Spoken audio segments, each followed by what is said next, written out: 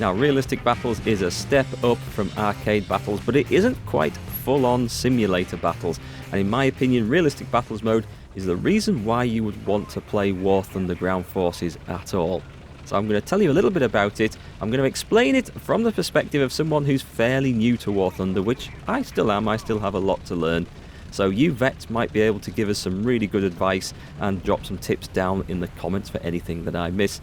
But let's have a look at this through the eyes of someone who's going to be getting introduced to War Thunder Realistic Battles. Oh, and of course, War Thunder is an all-arms type of game. It's got aircraft and tanks, and I think ships coming soon as well. But we're just going to focus on the tanks in today's video, although you can take aircraft into Realistic Battles as well and provide air and ground support. So let's say you've played a little bit of War Thunder arcade battles. What's the first difference you're going to notice when you load up your first game of Realistic Battles? Well, for starters, the tank handles a lot differently. In arcade battles, they have increased engine power, increased maneuverability. I think they turn better and the turret traverses faster. But in Realistic Battles, as the name suggests, everything's a little bit more realistic. Your tank doesn't handle as well, it doesn't turn as fast. And to be quite honest, I think that is a huge benefit, especially in the turning stakes. In arcade battles, I thought the tanks turned far too quickly. It was far too easy to overturn and spin the tank out.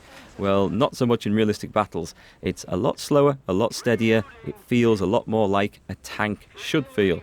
The next thing you're going to notice when you finally find some opponents to shoot at is that it's a lot harder to see your enemies. And this is because they don't have markers over them like they do in the arcade battles.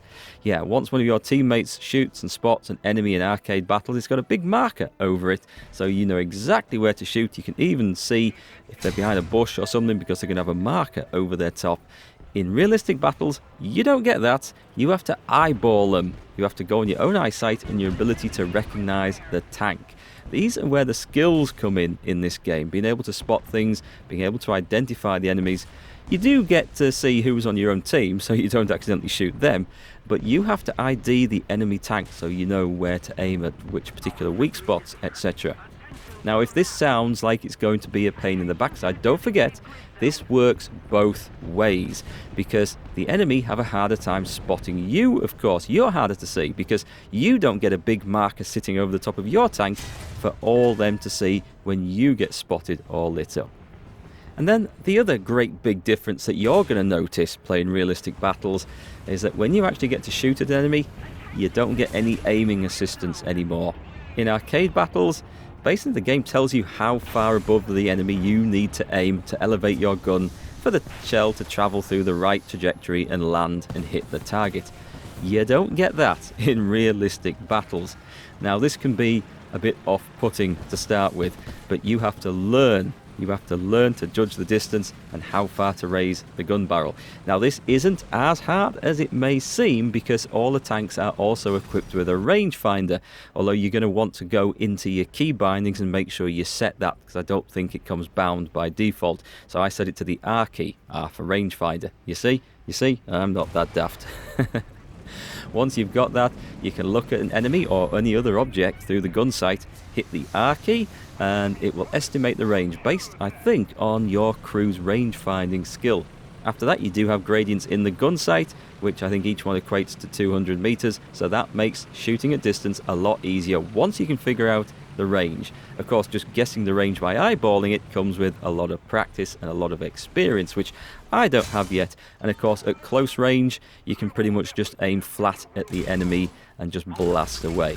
Again, the clue is in the name here, folks. It's Realistic Battles. It's developing your skill as a tank commander and a gunner and everything else, rather than just clicking buttons and pressing things and wiggling the mouse. It's supposed to be realistic. This is the reason I think you would have for playing War Thunder over other tank games. It gives you that sort of experience. So in a moment, I'm going to show you one of my games that I played in the Cromwell just recently that was kind of chaotic, but also a whole lot of fun. But first, there's a few bits of advice that I'm going to give to you, things that I've learned through playing, but also things that my community have told me and helped me learn to get into the game.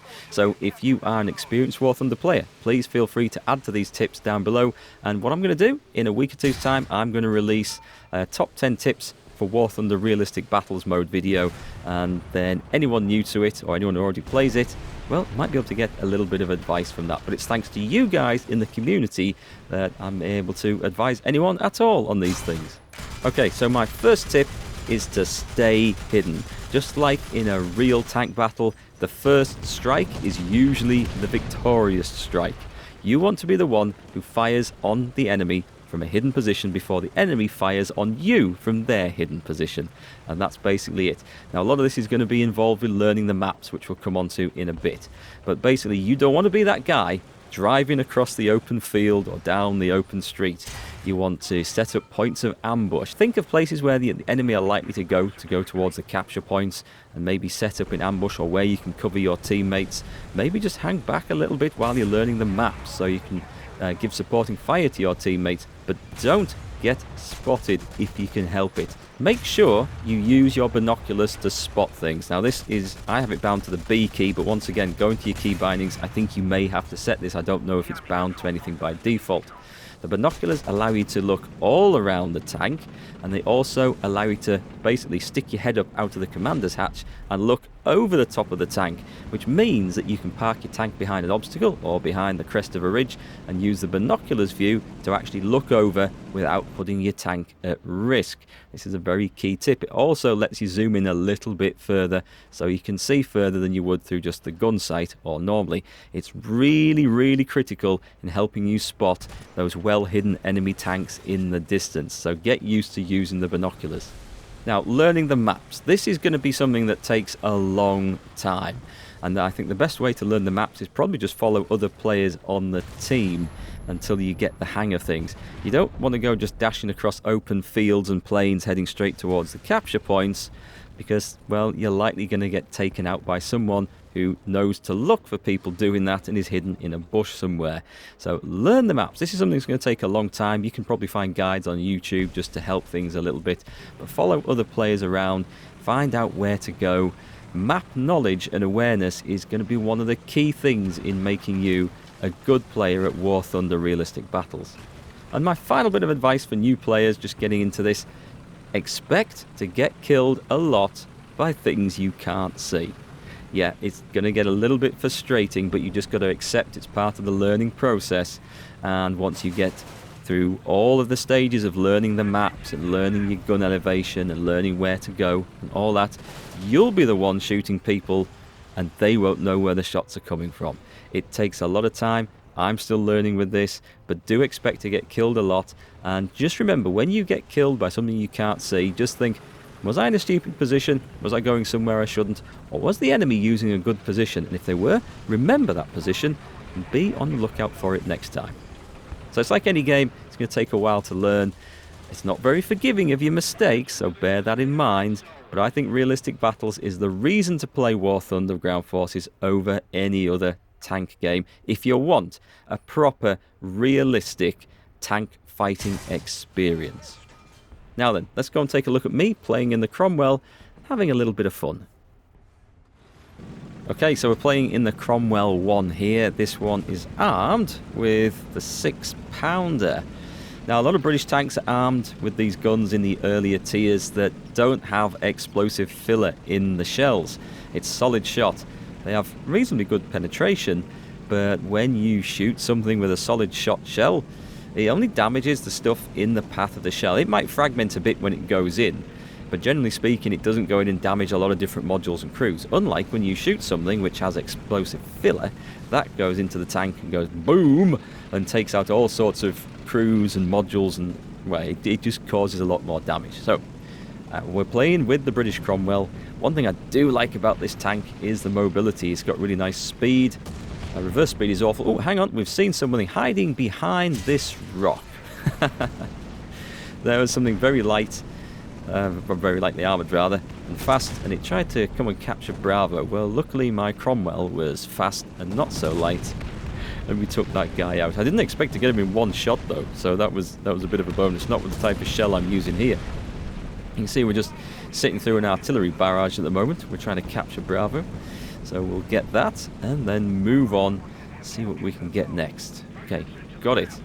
So looking at the map, I don't know what the name is, but check out the snow. Check out the mess our tracks are leaving in the snow as well. That's pretty cool. So we're going to go just deeper into the enemy territory. The enemy do have Alpha down in the south. It looks like we're contesting Charlie in the north. So I'm going to try and find myself some kills by looking over this ridge. Now remember folks, if you get spotted first, you're dead in realistic battles. You've got to be so careful. You see then, I just use the binoculars. Use them before you go over ridges, because you stick out the top of the turret and you can see over the ridge before your tank is poking over the ridge. Now I'm maybe not as good at this as I talk about, so what's that? Something through the trees there. I can't see it. There wasn't enemy spotted, so one of our guys must be shooting at him for it to flash up like that. But generally speaking, you don't get markers over the tanks.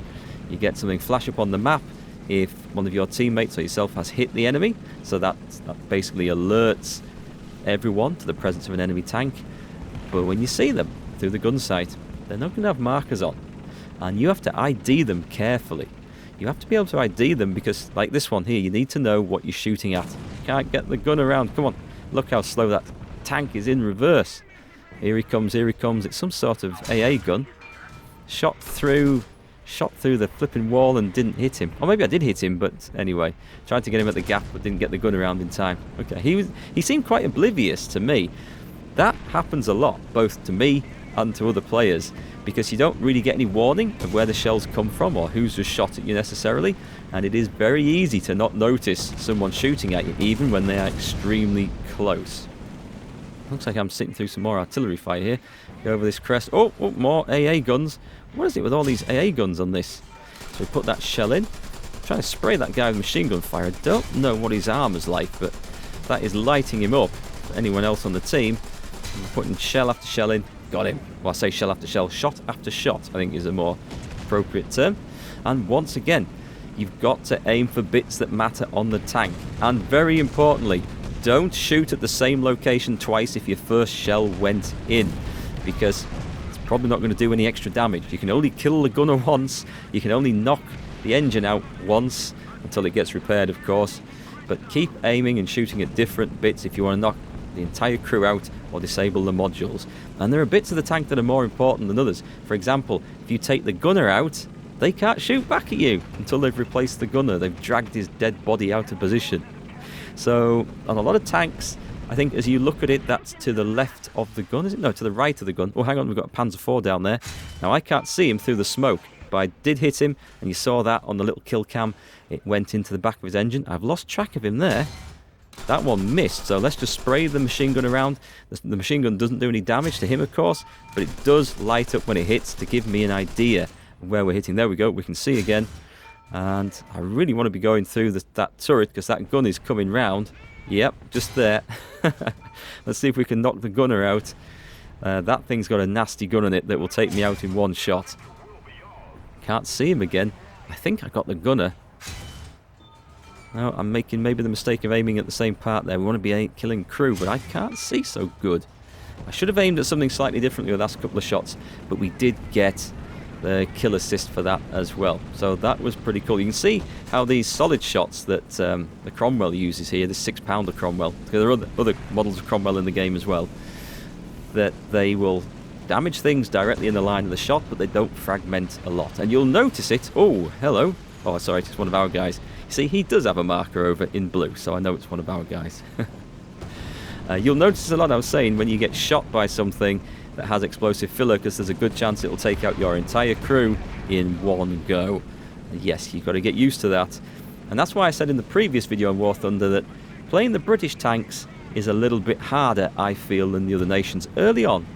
That changes later on, but I haven't got to that stage yet. You know, we see a lot of firepower going up there. There's a plane going over. Yeah, you can bring your planes into realistic battles as well and come and bomb and strafe enemy tanks, or just dogfight with enemy ground attack aircraft. It's all part of the experience. So looking through the binoculars once again, trying to find up ahead. Nope, can't see anything, so I guess we just move in. Oh, hello, what's he doing there? Panzer IV sneaking up on me. Now this is going to be rough, because that thing has a nasty 75mm gun that would tear the Cromwell apart. However, it also has very slow turret traverse, so if I can get around this guy, and this This doesn't look like a realistic battle to me, but hell, we're taking it. And I'm so panicked that he's going to get me. I didn't think that I should have just stopped and looked down the gun sight and just put a shot into that turret and took out some of the gunners, loaders and crew. But anyway, we got away with that one. Whew, that was close. One shot from him, and I'd have been a goner. So you've seen me make plenty of mistakes in this video, but I'm still having a good time, I don't care. And this battle has been a lot more active than most. A lot of the time you'll be sitting in bushes, sniping over long range. Oh, I think I just drove into an artillery shell there. That was maybe pretty stupid. But yes, this game has turned out a little bit differently than most, but it's good fun. You never know quite what you're going to get because it's hard to predict what enemy players are going to do. So I was thinking of dropping some artillery on these guys, but it's just too close. And I'm just sat there, tracked and stuck. Come on, it's up. It's up in a couple of seconds. There's enemy tank just up there.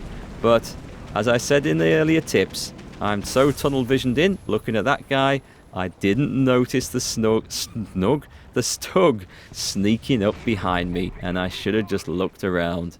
Yes, folks, I make lots of mistakes while playing these. I'm still learning. But it's that sort of map awareness that you really, really need when you play this game. You need to be able to look around, you need to notice what's going on. Getting tunnel vision over one spot is going to lead to you getting beaten up quite a bit. And oh yes, of course, you can respawn if you've provided enough of a contribution towards the battle. If you've managed to earn a few points, you do get to respawn. But yeah, it's definitely a different experience to more arcadey tank games that we've all played.